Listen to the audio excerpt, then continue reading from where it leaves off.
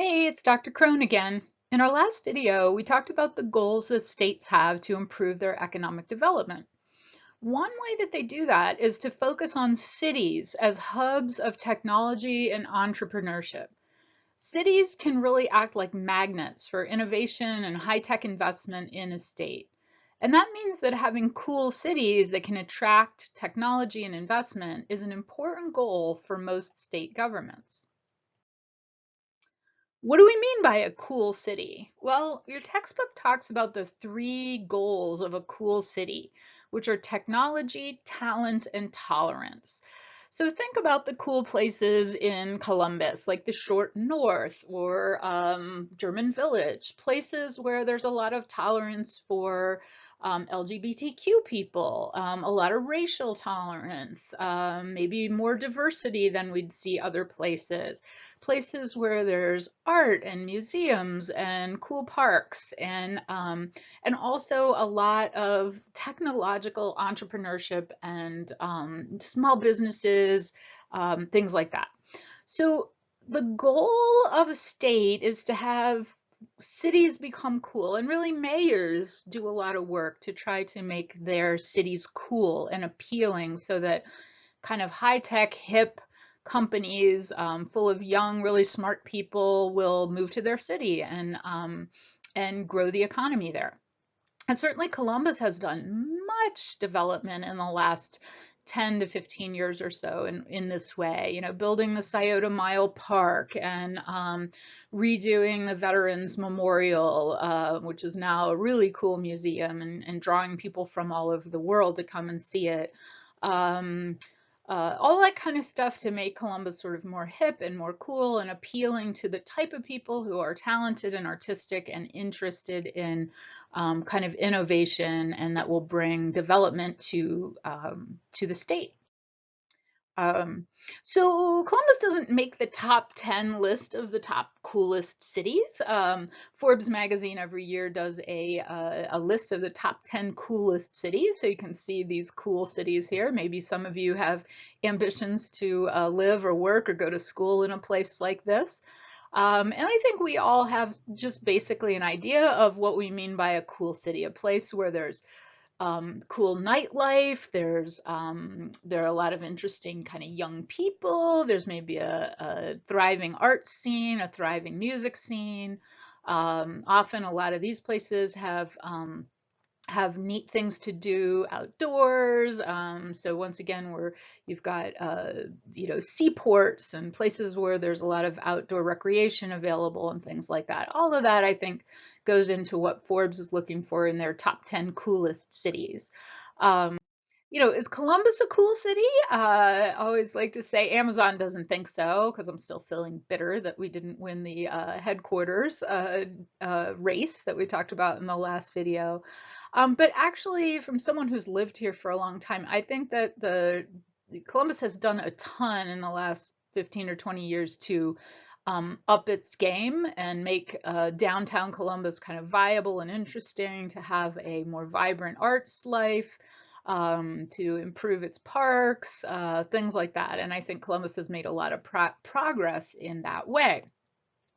And I think that government efforts have done a lot for that.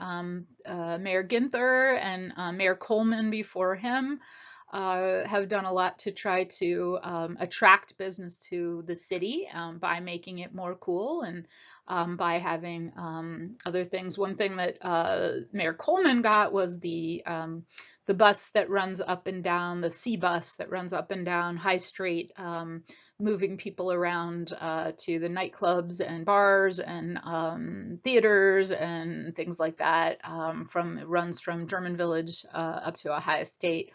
Those kind of things are the type of things that mayors and governors can promote in order to make a city center be a place of that's going to attract business and spending and even things like conventions and visitors and things like that. So the goals of a cool city seem like obvious. Well, why wouldn't you want to have a cool city? But one thing that happens in a lot of states, particularly in rural states and in the Midwest and in the South, is that some of these kind of hip, liberal, um, cool city goals can run up against conflict with state legislatures and conservative citizens that live in rural areas. And sometimes the goals of those two different groups of people and of government, the parties and things in government can run up against each other in conflict. Um, so, for example, to really attract development, a state may want its cities to be seen as progressive and liberal and hip, and that's going to attract the sort of the cool, creative, entrepreneurial, technologically capable businesses and things like that. So you can have that in cities and have especially mayors and city councils that are really promoting that, often led by the Democratic Party. And meanwhile, they're running up against state legislatures that may be Republican dominated and very conservative, especially in the Midwest and in the South. Um, and in the green box on this slide, you can see some of the issues that state governments have made conservative decisions on that have turned off economic development in the state, essentially, have made it harder for cities to attract kind of that cool, more sort of progressive people who want to innovate in ways, especially in the tech and in the arts and things like that, or to encourage visitors when the state legislature is making some more conservative decisions. So things like being conservative on environmental issues, climate skepticism, discrimination against LGBTQ people, or discrimination, racial discrimination, particularly, issues where with racial discrimination in police departments, or examples of police violence against unarmed Black people, or things like that. In some of the southern states, the refusal of state legislatures to allow cities to take down Confederate statues have gotten in the way of tourism and economic development in those cities.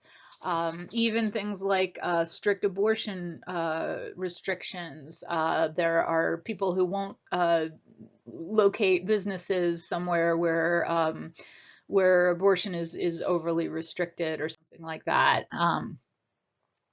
So this slide shows the literal consequences that happened in North Carolina several years ago. I think this was in 2016. Just this exact thing happened where a more liberal city, Charlotte, North Carolina, definitely wanting to be a cool city and encouraging that kind of development. And there are a number of cities like that in North Carolina. And Charlotte City Council passed a law allowing or encouraging businesses in the city to not discriminate against LGBTQ people. And the North Carolina legislature didn't like that, and they responded by passing a bill that it stated that people who using a public restroom had to use the restroom associated with the gender assigned on their birth certificate. And of course, this is discriminating against transgender people. And so what happened as a result of that law getting passed and all of the bad publicity that went along with it is the state started to lose economically. Businesses left, and they started to pull out from commitments that they had had.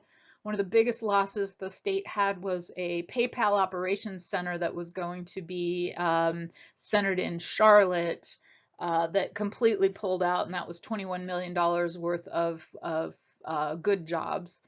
Concerts pulled out. I think Bruce Springsteen canceled a concert, and that was almost $1 million worth of state investment money that the state lost. Movie studios canceled contracts to film in the state. The NBA and the NCAA canceled basketball tournaments, which in North Carolina is a big deal. All in all, the state lost over $600 million in development money. And ultimately, that law was rescinded, and part of the reason it was rescinded was there was so much economic pressure brought from companies who said, We don't want to do business with a state that is, making these kind of laws. So sometimes that conservative state legislature and conservative views on moral issues and equity issues and things like that can really get in the way of the development pushes by the more liberal progressive areas of the state, and particularly cities. All right, that's it for our Cool Cities lecture. This is the second of the 2 lectures in the Economic Development Unit. So now that you've watched both of them, you're ready to post on the discussion board. See you next time.